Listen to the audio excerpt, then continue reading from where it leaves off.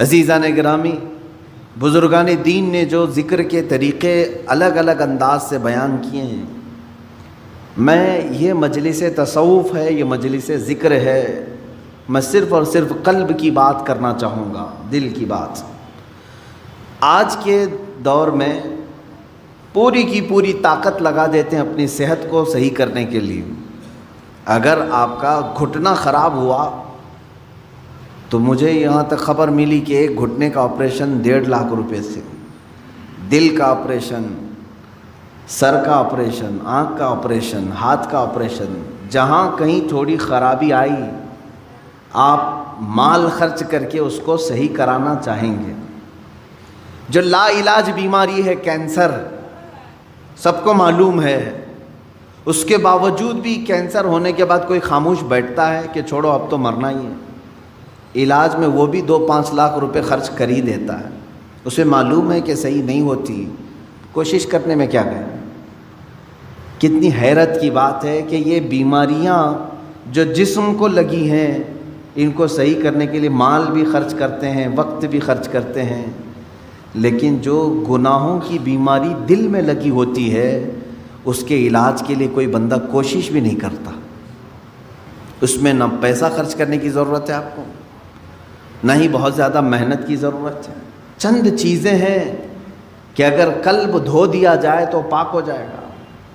دلوں کی سختی بندے کو انسان سے گرا کر جانور کے درجے پر لے آتی ہے، بلکہ جانور سے بھی بدتر۔ قرآن میں اللہ تعالیٰ نے فرمایا پہلے پارے میں، ثم قست قلوبہم من بعد ذلک فہی کالحجارۃ او اشد قسوہ، لوگوں کے دل پتھر کی طرح سخت ہو گئے، نہیں بلکہ اس سے بھی زیادہ سخت ہو گئے، اللہ فرما رہا ہے۔ کچھ لوگ ایسے ہیں جن کے دل پتھروں سے زیادہ سخت ہوتے ہیں، پتھر میں کوئی چیز داخل بھی نہیں ہوتی، اندر سے کوئی چیز باہر بھی نہیں آتی۔ تو جس کا دل سخت ہو گیا ہے، ہدایت کی کوئی بات اس کے دل میں داخل بھی نہیں ہوتی اور کوئی بھی اچھی بات وہ قبول بھی نہیں کرتا، انہی لوگوں کے متعلق قرآن کہتا ہے صم بکم عمی فہم لا یرجعون۔ یہ کس کے لیے ہے؟ اندھے ہیں، گونگے ہیں، بہرے ہیں، وہ اب لوٹنے والے نہیں۔ قرآن میں اللہ تعالیٰ فرماتا ہے ختم اللہ علی قلوبہم وعلی سمعہم وعلی ابصارہم غشاوہ، اللہ نے ان کے دلوں پر مہر لگا دیا، ان کی آنکھوں پر، ان کے کانوں پر پردے پڑے ہوئے ہیں، ان کے لیے دردناک عذاب ہے۔ میرے عزیزو یاد رکھو، ایک مومن کے لیے سب سے پہلی چیز قلب کا تصفیہ، دل کا علاج کرانا۔ دل کا علاج سے مراد کسی کارڈیالوجی کے پاس جا کر کے نہیں، وہ تو خون کی نالیوں کو تو صحیح کر لے گا، لیکن دل کے اندر جو گناہوں کا میل ہے اس کو کوئی کارڈیالوجی صحیح نہیں کرتا، اس کو ڈاکٹرز نہیں صحیح کریں گے۔ اور یہ بیماری نہ تمہیں ایکس رے میں بھی نظر نہیں آئی، ہاں اس کی نشانیاں بزرگوں نے بیان کی ہیں، تم خود پرکھ سکتے ہو۔ اگر قرآن پڑھنے میں دل نہیں لگتا ہے تو سمجھ لو کہ دل کالا ہو رہا ہے۔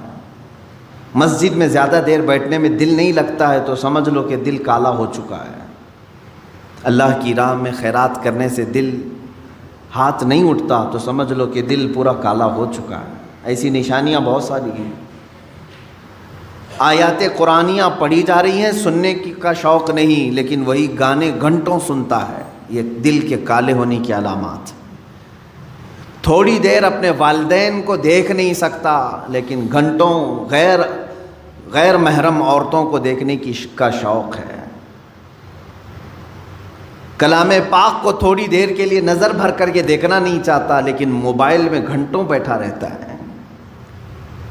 یہ تمام چیزیں دل کے سیاہی کی علامات ہیں میرے عزیز۔ اگر علاج نہیں کیا تو یہ پتھر ہو جائے گا، یہ پتھر ہو جائے گا، اور پھر اس کا علاج بھی نہیں ہو پاتا۔ اسی طرح مرے دل کے ساتھ دنیا سے وہ چلا بھی جاتا ہے۔ آخر اس دل کی صفائی کیسے کی جائے؟ کون سا صابن، کون سا سرف، کون سا پانی لے کر کے اس دل کو دھوئیں تو صاف ہوگا؟ نہیں میرے عزیزو، یہ دل صرف اور صرف اللہ کے ذکر سے پاک ہوتا ہے۔ قرآن نے کہہ دیا الا بذکر اللہ تطمئن القلوب، تو اس دل کی صفائی جو ہے اللہ کے ذکر سے ہے۔ اب ایک بڑی بات میں آپ کو بتاؤں، فقہ کا ایک قاعدہ ہے، قانون ہے، شریعت کا ایک مسئلہ ہے، زمین پر اگر نجاست پڑ گئی کیسے پاک کریں گے آپ؟ کھلی زمین تھی، گوبر پڑا ہوا ہے، پاک کرنے کا طریقہ، ہر چیز کو پاک کرنے کا طریقہ الگ الگ ہے، مسائل آپ پڑھیں گے تو سمجھ میں آئے گا۔ کپڑے پر لگے تو دھونا ہے، بدن پر لگے تو دھونا ہے، برتن پہ لگے تو دھونا ہے، الگ الگ طریقے ہیں سب نجاستوں کو پاک کرنے کا۔ کپڑے پر اگر نجاست لگی ہے تو 3 مرتبہ دھونا ہے آپ کو۔ کوئی غلیظ نجاست لگ گئی تو، نجاست کی بھی 2 قسمیں ہیں، خفیف اور غلیظ۔ غلیظ کا مطلب جیسے پیشاب، پاخانے وغیرہ، خفیف کا مطلب حلال پرندوں کی بیٹ وغیرہ۔ تو یہ نجاست کو دھونے کے الگ الگ طریقے ہیں، لیکن ان میں سے اگر کہیں زمین پر نجاست لگی تو اسے کیسے دھوئیں گے آپ؟ کھلی زمین، میدان ہے باہر اور نجاست گر گئی ہے، اس کے پاک کرنے کے 2 طریقے بزرگوں نے لکھے ہیں، فقہاء کرام نے لکھے ہیں۔ پہلا طریقہ یہ ہے کہ بارش اتنی آ جائے کہ نجاست بہہ جائے، بارش اتنی آ جائے، توجہ ہے نا، زمین کے پاک ہونے کے 2 طریقے ہیں۔ بارش اتنی آ جائے کہ نجاست وہ بہہ کے چلی جائے۔ دوسرا طریقہ ہے یا تو دھوپ اتنی زیادہ پڑ جائے کہ وہ نجاست سوکھ کر کے ختم ہو جائے، وہ زمین پاک ہو گئی۔ یا تو بارش سے زمین پاک ہوگی یا تو دھوپ سے زمین پاک ہوگی۔ یہ 2 قاعدے ہیں شریعت کے، نجاست یا تو بہہ کے چلی جائے یا سوکھ کر کے چلی جائے، سوکھ کر کے جب ختم ہو گئی تو زمین پاک ہو گئی۔ اب آئیے میں یہ بات کیوں بتا رہا ہوں آپ کو۔ مشہور صوفیہ اکرام نے فرمایا، اے بندے، اسی طرح تیرے دل کی جو زمین ہے اس پہ اگر گناہوں کی نجاست لگ جائے تو اسے بھی دھونے کے 2 طریقے ہیں، اسے پاک کرنے کے 2 طریقے ہیں۔ جس طرح زمین بارش کے برسنے سے پاک ہو جاتی ہے، اسی طرح تیرے دل کی زمین اللہ کے ذکر سے پاک ہوگی۔ اللہ کا ذکر برسات ہے، یہ بارش ہے، قرآن کی تلاوت بارش ہے۔ جیسے ہی بندہ ذکر کرنے لگتا ہے اس کے قلب پر اللہ کی انوار برسنا شروع ہو جاتے ہیں، وہ نجاست بہہ کے چلی جائے گی۔ اور دوسری، وہ آج کے زمانے میں مشکل ہے، اگر دل کی زمین نجاست سے ملوث ہو گئی ہے، ناپاک ہو گئی ہے، ایک طریقہ میں نے زمین کا بتایا بارش کا، دوسرا طریقہ ہے دھوپ کا۔ دل کی نجاست کو دھونے کے لیے ایک ذکر الہی کی برسات، یا تو پھر شیخ کامل کی نگاہوں کی گرمی سے،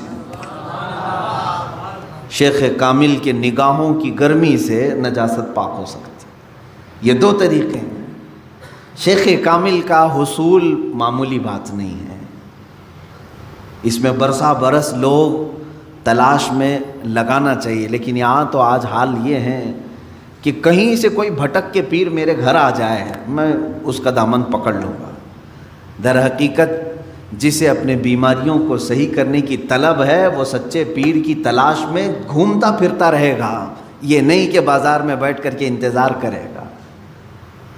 اسے تو ڈھونڈتے رہنا چاہیے کنٹینیو کہ کہیں مجھے شیخ کامل ملے جو میرے دل کے مرض کا علاج کرے، جس کے پاس بیٹھوں تو مجھے گناہوں سے نفرت پیدا ہو جائے اور میرے دل کے اندر گناہوں کی جو نجاست ہے اس کی نگاہوں کی گرمی سے دھل جائے۔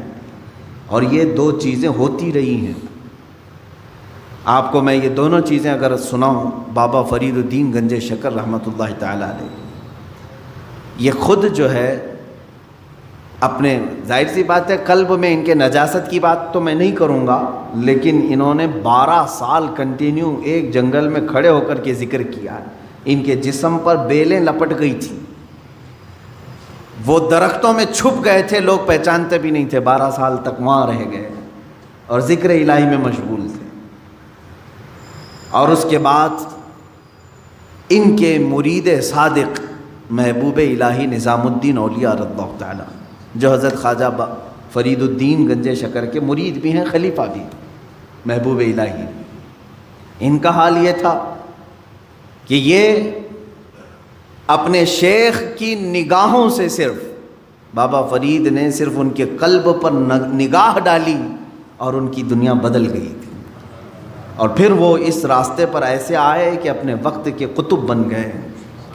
تو یہ ہوتا ہے شیخ کے نگاہ کی گرمی یا تو دلوں کو بہت پاک کر دے اور بہت اعلیٰ بنا دے، یا تو پھر ذکر الہی کی کثرت کہ بندے کے دل کو پاک و صاف کرے۔ یہ دو ہی چیزیں ہیں میرے عزیزو، یہ دو کو چھوڑو گے تو پھر یہ زمین اتنی نجس ہو جائے گی، اتنی نجس، یوں سمجھ لو کہ کوئی ایک زمین، جیسے ہمارے ہبلی کے باہر بھی کہیں ڈمپنگ گراؤنڈ تو ہوگا جہاں سارے لوگ کچرا پھینکتے ہیں، اس کے پاس سے گزرو گے تو ناک پکڑ کر کے جانا پڑے گا۔